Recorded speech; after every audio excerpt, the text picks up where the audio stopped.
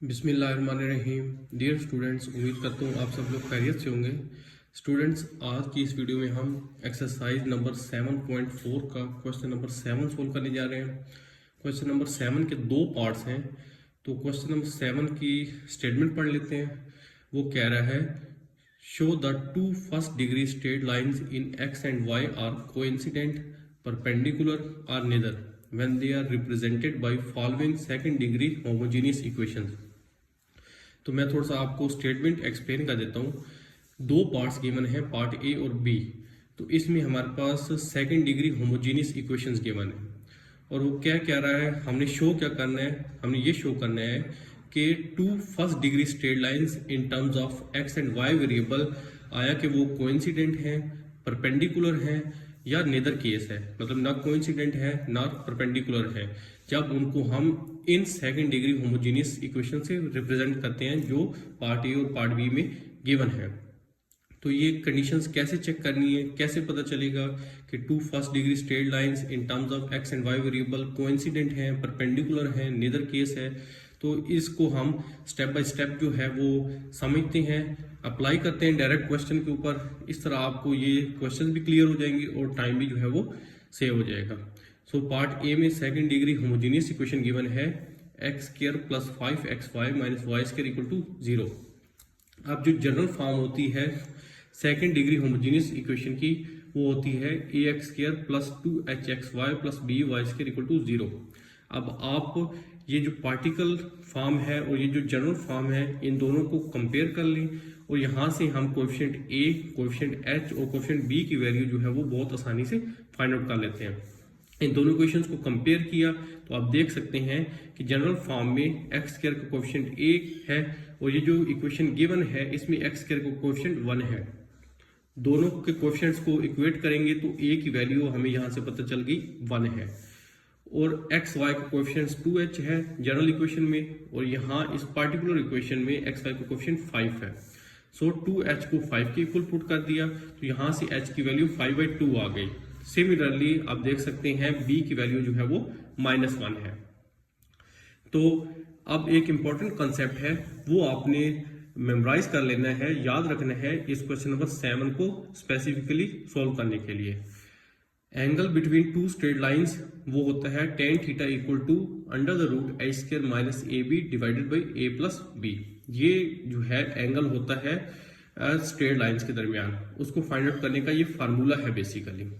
आगे different cases जो है वो कुछ इस तरह है कि अगर ये जो डिनोमिनेटर में a प्लस b है, अगर इसका आंसर 0 आ जाए तो हम ये कहेंगे कि ये जो दो लाइंस हैं ये परपेंडिकुलर है, और अगर तो ये जो नोमिनेटर में जो अंडर द रूट में a स्क्वायर माइनस AB है, इसका आंसर 0 आ जाए तो हम कहेंगे लाइन जो है वो पैरेलल है।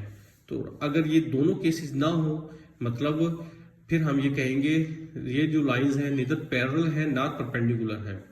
क्या कंडीशंस, a प्लस बी भी नॉन जीरो हो और a स्क्वायर माइनस AB ये भी नॉन जीरो हो। तो ये बेसिकली कंसेप्ट जो है हमारा क्वेश्चन नंबर 7 में जो है वो यूज होने जा रहा है।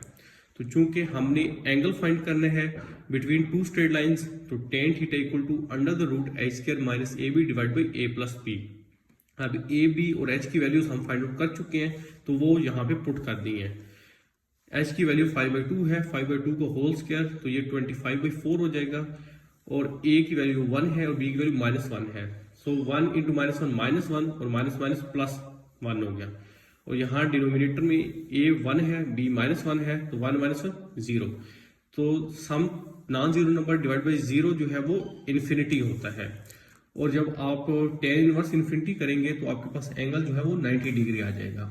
लेकिन हमने तो हमारा जो क्वेश्चन है मेन वो ये है, हमने ये बताना है आया कि ये जो two first degree straight line in terms of x and y है ये कोइंसिडेंट है, परपेंडिकुलर है या नेदर का केस है।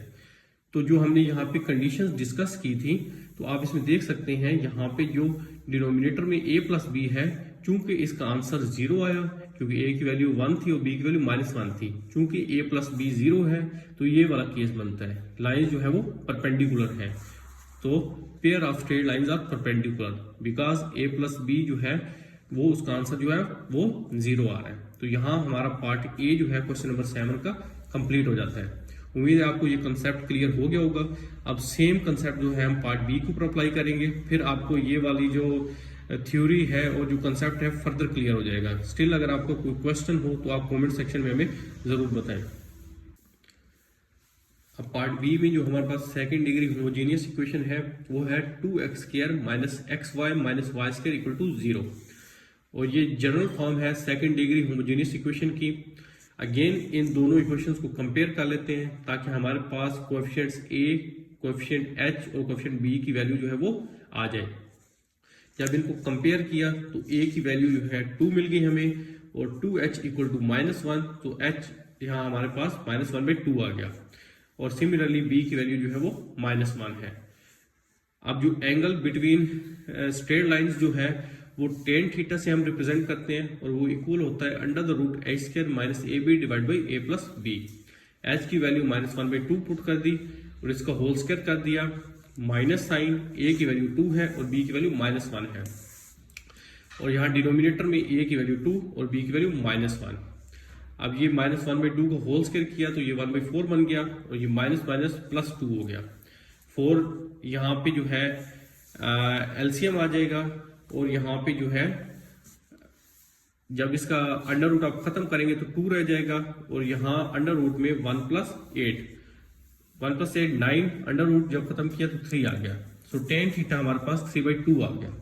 हमें चूंकि एंगल फाइंड करना है तो tan इनवर्स हो जाएगा, और tan इनवर्स 3/2 आपके पास एंगल आ जाएगा 56.30 डिग्री। अब हमने कंडीशन चेक करनी है आया कि ये जो हमारे पास जो लाइंस हैं इन terms of variable x and y ये परपेंडिकुलर है, पैरेलल है या नेदर केस है।